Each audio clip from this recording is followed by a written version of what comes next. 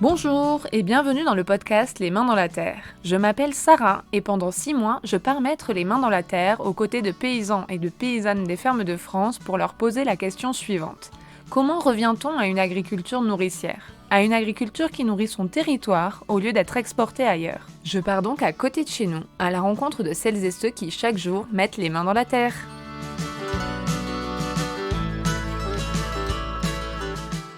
Aujourd'hui en France, les agriculteurs représentent 1% de la population. D'ici 2025, 2/3 de nos agriculteurs et agricultrices vont partir à la retraite. Cela représente 200 000 emplois agricoles à combler et autant de paysans et de paysannes à former et à installer.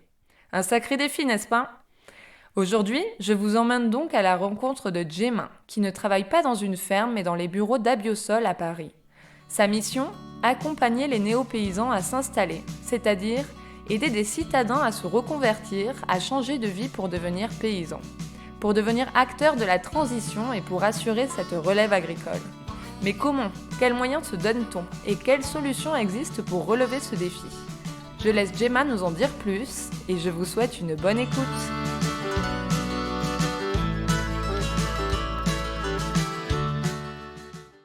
Donc aujourd'hui, je suis avec Gemma. Gemma, est-ce que tu peux te présenter et nous dire ce que tu fais ici chez Abiosol ?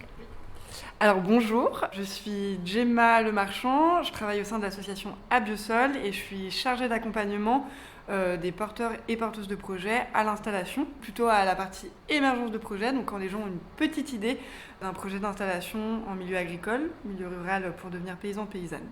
Et du coup, tu peux nous expliquer ce qu'est Abiosol et quelle est sa mission exactement ? Alors Abiosol, c'est initialement un groupement d'employeurs et aujourd'hui c'est une association depuis 2 ans qui a été formée par 4 structures initialement, aujourd'hui par 3, qui sont donc la couveuse d'activité Les Champs des Possibles, qui permet à des personnes qui souhaitent s'installer de se tester avant de s'installer, l'association Terre de Liens Île-de-France, qui accompagne sur la recherche de foncier et sur la préservation des terres agricoles en tant que bien commun, et par le réseau des AMAP Île-de-France, qui du coup accompagne sur la partie commercialisation en AMAP. Et le but de l'association, via le lien entre ces 3 structures avec Abiosol, c'est d'accompagner des porteurs et porteuses de projets à s'installer en agriculture biologique sur la région Île-de-France. Super.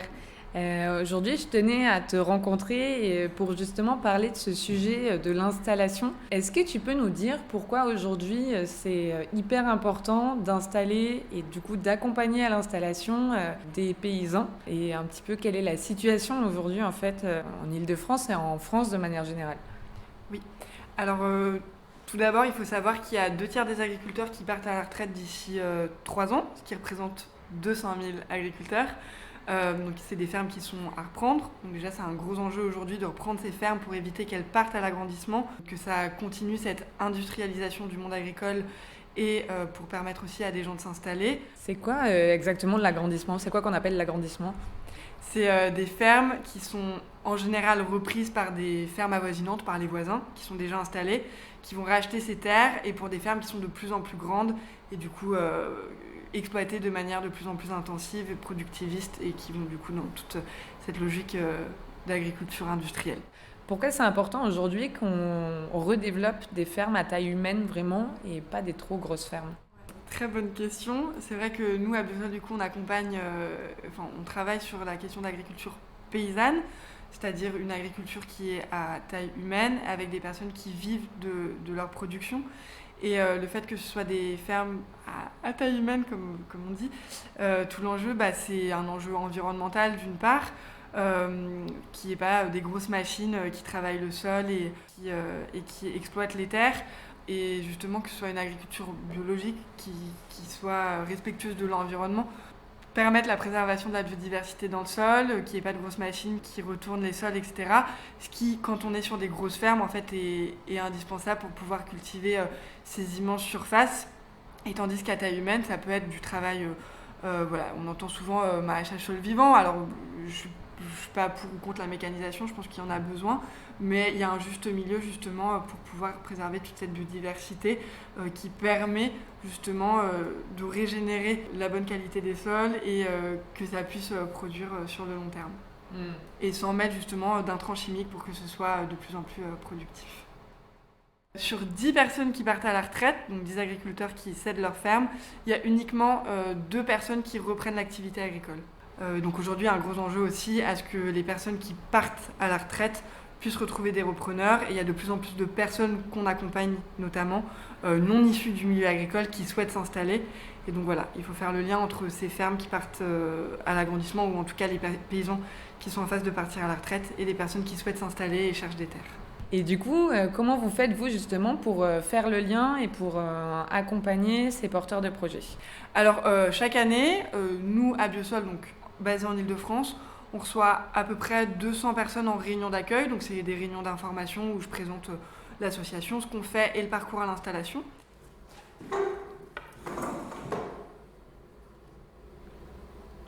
Ok, et ben vous êtes en fait quasi tous là, donc c'est incroyable. Bonjour à tous, donc je suis Gemma de l'association À Biosol, avec qui vous avez dû échanger par mail ou par téléphone, je suppose.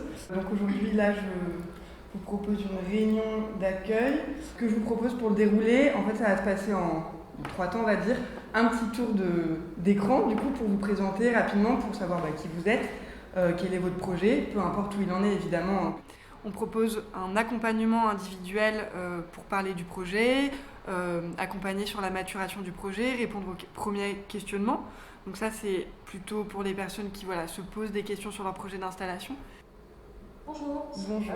Moi, j'ai pris connaissance de l'association À Biosol il y a à peu près une dizaine de jours, totalement par hasard en lisant un article de Reporter. Et voilà, donc pour l'instant, c'est juste peut-être avoir des informations sur l'association et le parcours, parce que je suis peut-être en train de réfléchir à une potentielle reconversion. Ok. Et ensuite, en fonction de leur niveau d'avancée, on accompagne sur la recherche de foncier. Donc mon collègue à Terre de Liens fait le lien entre les pistes foncières qui se présentent et les porteurs de projets qui sont assez avancés dans leur projet et qui sont en recherche de foncier sur la région Île-de-France.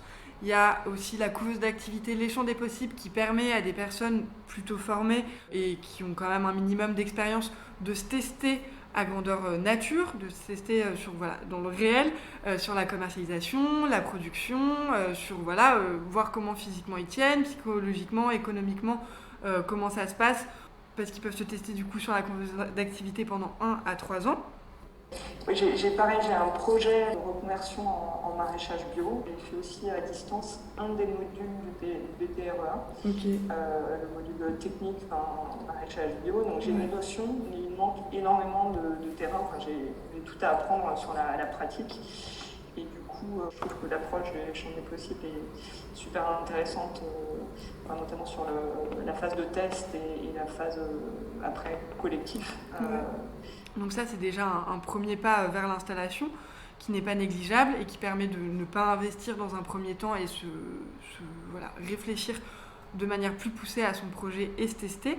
Et ensuite, sur la commercialisation avec le réseau des AMAP qui permet de faire le lien avec de potentiels groupes d'AMAP ou des groupes d'AMAP déjà formés et des personnes qui s'installent ou installées pour justement distribuer en AMAP et avoir une sécurité quand même sur la production et économique. Donc en fait, vous êtes un vrai incubateur du monde agricole. Alors je ne sais pas si on a un incubateur, mais en tout cas, on est des acteurs qui permettent d'accompagner sur le projet, qui sont présents avec un réseau qui est très présent de personnes qui sont passées par À Biosol ou en tout cas qui veulent bien accueillir des personnes en stage ou en couveuse d'activité pour des visites de ferme et permettre de voir tout ce qui se passe en Île-de-France et qu'est-ce qui est vraiment le métier de paysan pour des personnes qui ne sont pas issues de ce milieu. Et donc pour justement ces personnes qui décident de se tester avec la couveuse d'activité, comment ça se passe avec les espaces tests agricoles et qu'est-ce que concrètement elles vont pouvoir trouver et tester sur le terrain, les couvées, je veux dire. Alors la couveuse d'activité, c'est plus ou moins complexe, mais disons que en fait, dans un premier temps, c'est des personnes qui sont à l'essai et qui vont trouver une ferme, ou en tout cas un terrain qui leur est mis à disposition en général par des personnes qui sont déjà installées pour pouvoir se tester. C'est-à-dire que là, ils ne sont plus en stage, ils ne sont pas salariés, ils sont maîtres de leurs décisions, avec évidemment un avis extérieur de la personne qui les reçoit sur leur terrain, et il y a différents modes de fonctionnement. Toussac, par exemple, c'est un site test, en gros c'est une ferme Terre de Liens, géré par Champ des Possibles, où là, se teste, il y a un paysan boulanger qui se teste, donc qui fait pousser ses céréales, et il y a un fournil qui est au Champ des Possibles, mais qui est utilisé par Bastien qui se teste en tant que paysan boulanger. Il y a également un éleveur en élevage caprin qui vient là de mettre son cheptel en place et qui fait de la transfo fromagère sur le site de Taussac, parce que maintenant il y a un labo de transfo à Taussac. Il y a aussi des maraîchers. Et donc là, depuis peu de temps, et c'est trop bien, à Taussac, il y a un labo de transfo. Donc il y a des personnes qui vont se tester en lactofermentation, aussi sur une activité de conserverie. Il y a aussi un fournil, donc des artisans boulangers qui peuvent se tester. Il y a une boutique à la ferme également. C'est être dans un premier temps maître de ses décisions, mais à la fois être accompagné par la couveuse d'activité sur tout ce qui est juridique, fiscal et social, qui sont quand même des aspects assez lourds, et donc ça va le soulager là-dessus. Et puis aussi, ça va permettre de ne pas avoir à investir dans un terrain, ni dans le matériel, pour pouvoir vraiment se concentrer sur sa technique de production, la commercialisation, ses rotations de culture, enfin voilà, tout ce qui est la partie technique et tout ce qui fait l'ensemble d'une installation avant de vraiment s'installer. Mais c'est plus ou moins un premier shot de l'installation, mais avec des points qui sont accompagnés sur l'accompagnement humain, économique, etc. par la couveuse. Alors aujourd'hui, justement, c'est quoi le profil des personnes qui s'adressent à vous ?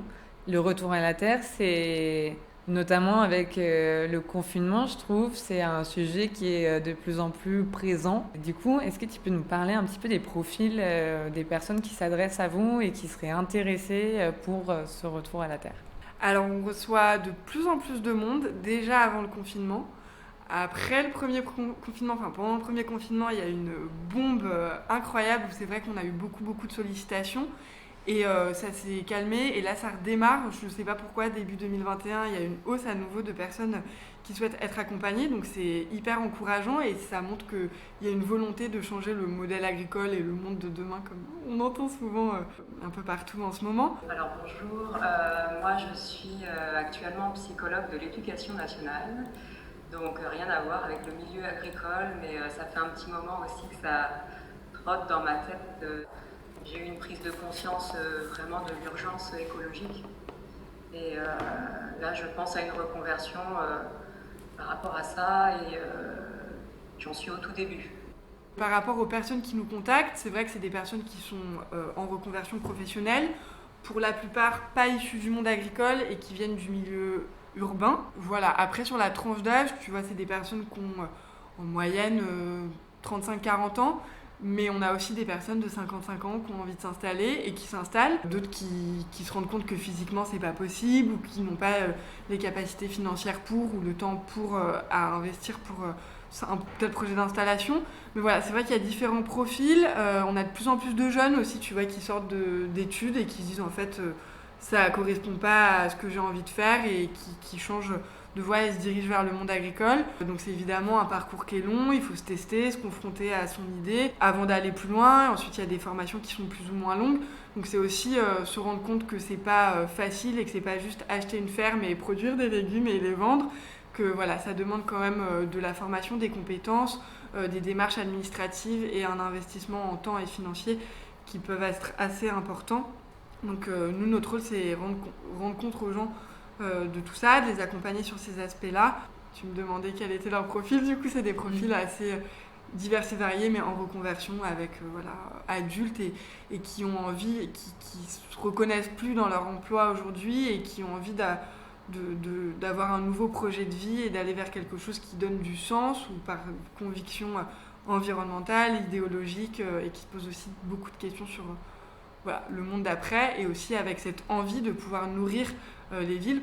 On est en Île-de-France, donc il y a cette question de nourrir Paris aussi. Voilà, d'avoir une alimentation de proximité et qui soit saine et de qualité. Et c'est des personnes qui ont envie d'être acteurs de cette transition agricole-là. Et en général, quelles sont les craintes et les freins à l'installation ? Donc toi, en plus, tu reçois les personnes à l'idée. Est-ce qu'il y en a beaucoup qui se lancent après finalement ? Alors, les craintes, c'est souvent physique. De savoir si physiquement dans le temps ça va aller. et économique, mais je pense pas que ce soit la plus grosse crainte, mais c'est vrai qu'elle ressort. Mais c'est parfois, souvent, l'aspect vie pro, vie perso qui est assez présent dans le sens où quel temps consacrer à sa famille, même si on se dit que justement c'est pour aller dans des lieux qui sont en général en milieu rural, donc où on est plus en lien avec sa famille, etc.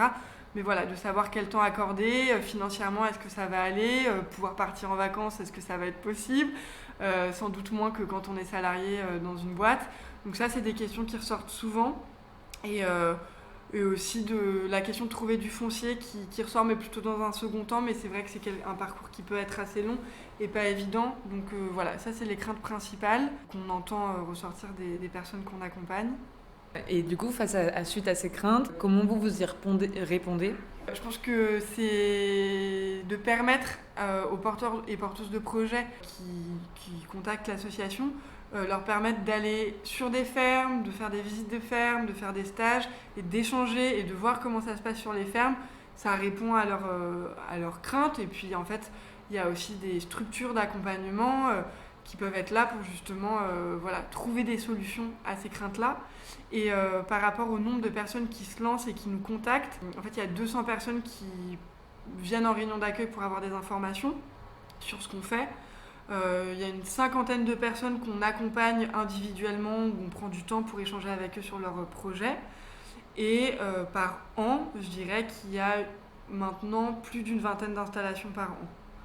Donc c'est pas des personnes qui nous contactent en année 1 et vont s'installer en année 2, il y en a qui nous recontactent des années après, d'autres qui font du salariat, qui se forment entre temps, donc voilà, qui nous recontactent à un moment donné ou un autre, sachant que c'est un parcours qui est long et puis autant de parcours, de projets que de personnes. Mais en tout cas, ce que je peux te dire, c'est plus de 200 personnes qui nous contactent et 20-25 installations par an en espérant qu'il y en ait de plus en plus. C'est vrai qu'on peut comprendre ces craintes et que c'est un sacré saut de se lancer et de s'installer, tout comme tout entrepreneur aussi qui va s'installer. Il y a notamment un contrat, j'ai entendu parler, le contrat CAP, qui permet justement d'apporter une certaine sécurisation. Est-ce que tu peux nous expliquer un petit peu ce que c'est ? Ouais. Alors la couveuse d'activité Les Champs des Possibles permet du coup aux personnes qui souhaitent se tester de se tester sous contrat CAP. Le contrat CAP, c'est un contrat d'appui au projet d'entreprise où en gros, ça permet aux personnes d'avoir un statut juridique, fiscal, social, de cotiser, d'avoir cet accompagnement humain et technique sur le test d'activité et ce support sur la comptabilité, etc. Mais donc le contrat CAP, ça permet aussi à des personnes qui sont par exemple demandeurs d'emploi de pouvoir toucher leurs indemnités chômage s'ils sont demandeurs d'emploi pendant ce test d'activité, ce qui n'est pas négligeable quand quelqu'un justement se lance dans son activité pour pouvoir avoir une sécurité financière ou bien de mettre en pause ses indemnités chômage pour les toucher plus tard et se rémunérer sur une partie de son chiffre d'affaires. Donc toi, ça fait 2 ans que tu travailles chez Abiosol. Est-ce que tu peux nous parler d'un projet qui t'a le plus marqué ou dans l'accompagnement ? Un projet d'installation, tu veux dire ? Ouais. Alors c'est vrai que comme c'est des projets qui sont longs, il y en a beaucoup qui sont installés que moi j'avais pas vu, que mes collègues avaient vu avant et accompagnés. Et donc parfois on se dit c'est des personnes qu'on reçoit en réunion d'accueil, qui en sont juste au début de leur idée et puis finalement qui s'installeront d'ici 3-4 ans. Et en fait, du coup, je suis arrivée il y a quasi 2 ans et en fait, été 2019, on a reçu un porteur de projet qui de suite voulait se lancer en BPREA, qui avait fait aucun stage en fait. Et donc il en a fait 1 ou 2 avant de commencer le BPREA. Et moi je me suis dit, dis donc, il se lance en BPREA, il réfléchit pas trop, il va un peu vite. Mais bon, il y en a en fait pour qui c'est fait et hop, on fonce et c'est trop bien et ça aboutit. Et donc il a fait le BPREA et puis il avait pour projet d'approvisionner la cantine de sa commune. Et là il est sorti de BPREA et en fait il est maraîcher communal de Moissy-Cramayel et ça répond à ce qu'il voulait faire et il voulait approvisionner la cantine de sa commune. Et en fait, il s'est passé 1 an et demi entre le moment où il est venu en réunion d'accueil et où son projet a abouti. Et ça, c'était chouette, quoi. C'était vraiment cool de le voir. Et puis d'autres projets de personnes qui vont en BPREA, qui s'associent, qui ont trouvé du foncier assez rapidement, accompagnés par notamment Loïc, mon collègue de Terre de Liens, ou d'Hélène en lien avec les collectivités. Et voilà, ça, c'est chouette de voir l'aboutissement de ces projets-là. Ok. Et du coup, toi, Gemma, aujourd'hui, comment tu trouves ta place dans tout ça, dans cette transition ? Et est-ce qu'un jour, tu penses que tu passeras de l'autre côté, peut-être ? Ah oui, très bonne question. Parce que quand je suis arrivée ici, en fait, j'ai des copines qui vont s'installer en collectif et qui travaillent sur leur projet depuis très longtemps, enfin quelques temps. Et moi, je me posais la question de les rejoindre. Et ce qui me venait à l'esprit tout de suite, c'était je vais me former en maraîchage, etc. Mais j'étais encore à la fac et je comprenais rien du tout à toutes les formations qui existaient, qui maintenant me semblent très claires parce que c'est mon boulot. Et pour avoir fait un peu de woofing en hiver sous moins 20 degrés en Allemagne ou en été sous plus 35 degrés, clairement le maraîchage, jamais. Vraiment jamais. Du coup, je respecte énormément et j'admire beaucoup les personnes qui ont ce projet d'installation en maraîchage. Après, je suis une vraie citadine et partir en milieu rural, tout dépend les dynamiques qui sont présentes. Mais je pense plus tard que oui, j'aimerais bien, mais pas toute seule. Et après, voilà, c'est des petits trucs auxquels j'ai touché, type le pain, ça m'intéresse, mais j'en suis vraiment à l'idée et il faudrait que je fasse plein d'expériences différentes pour creuser cette idée, mais pas tout de suite, quoi. Ok. Voilà. Et du coup, tu as décidé de mettre tes compétences au service de l'accompagnement des porteurs de projets. Exactement. La gestion de projet, c'est plus mon truc que faire du maraîchage ou autre. Mais ouais. Mais c'est une question qui, évidemment, je pense même avec mes collègues du réseau, qu'on se pose à un moment donné ou à un autre, et certains qui passent le pas et qui sont en train ou en phase de s'installer là bientôt. Je comprends. Le passage à l'action, en tout cas, c'est chouette parce que de toute façon, on a besoin de tout le monde, je pense, pour cette transition. Et d'ailleurs, pas que dans l'alimentation, il y a plein d'autres et quasiment tous les autres pans de la société qui sont concernés, que ce soit l'énergie, que ce soit les transports, que ce soit tout ça. Donc, tout le monde peut trouver sa voie. Pour terminer cet entretien, est-ce que toi, tu aurais un conseil à donner à toutes les personnes qui, de près ou de loin, ont commencé à s'intéresser de plus en plus à ce qu'elles mettaient dans leur assiette et à comment c'était produit, etc. Mais voilà, qui, comme elles sont plutôt citadines ou pas du tout issues du monde agricole, n'oseraient pas se lancer ou se dire « ouais, ça pourrait être pour moi ». Mon conseil serait d'aller sur des fermes, d'échanger. Avoir peur, c'est normal, et je pense que comme tout nouveau projet, il y a des craintes, et puis c'est des parcours qui sont plus ou moins longs.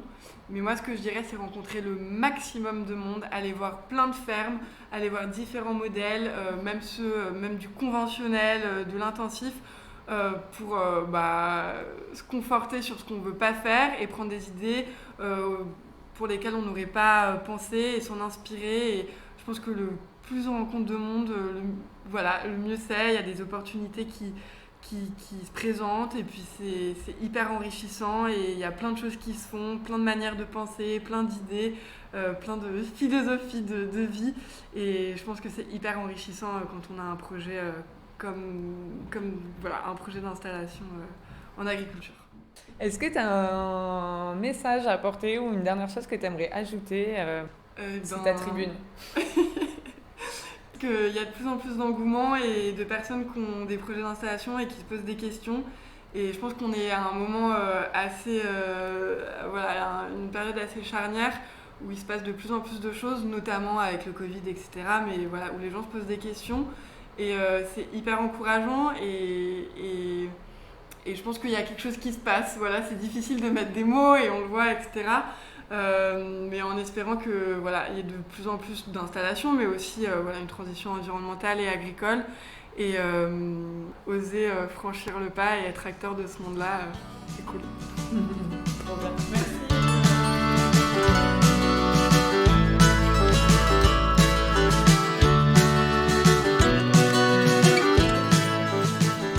C'est la fin de ce 4e épisode. Merci beaucoup à Gemma pour toutes ces informations éclairantes sur la situation. 200 000 agriculteurs et agricultrices vont partir à la retraite d'ici 4 ans. Ce sont autant de fermes à qui trouver des repreneurs, car il est primordial de préserver des fermes à taille humaine pour garder une agriculture paysanne, nourricière et résiliente. Ce sont autant de paysans et paysannes à installer, à former, à accompagner pour que la relève puisse être assurée. Les mains dans la terre, c'est aussi le témoignage d'une poignée de ces paysans. C'est le portrait de Pierre et Véronique qui cherchent des repreneurs pour perpétuer une agriculture paysanne sur les terres qu'ils ont travaillées toute leur vie. C'est l'histoire de Laurence qui s'est reconvertie il y a maintenant 17 ans pour élever poules et brebis. C'est l'histoire de Basile et Octave qui quittent les bancs de l'école pour lancer une ferme dans la métropole lilloise. Les mains dans la terre, c'est le témoignage de ces 1% qui nourrissent les 99 autres. Le portrait de ces héros de l'ombre qui nous nourrissent chaque jour. Et même si les chiffres peuvent paraître alarmants, je trouve que c'est un message plein d'espoir et d'énergie positive que Gemma nous livre ici. Il y a un vrai mouvement vers le retour à la terre. Il y a un engouement pour retourner mettre les mains dans la terre, cette terre nourricière qui donne du sens au dur labeur des paysans et qui vivifie, car il s'agit bien là de la vie. À nous de choisir comment on souhaite se raconter ce nouveau récit. Et pour accueillir et accompagner cet engouement, il y a des associations comme Abiosol pour aider à l'émergence des projets, comme Terre de Liens pour aider à trouver du foncier et comme les Champs des Possibles pour aider les néo-paysans à tester leur activité. C'est d'ailleurs dans une ferme espace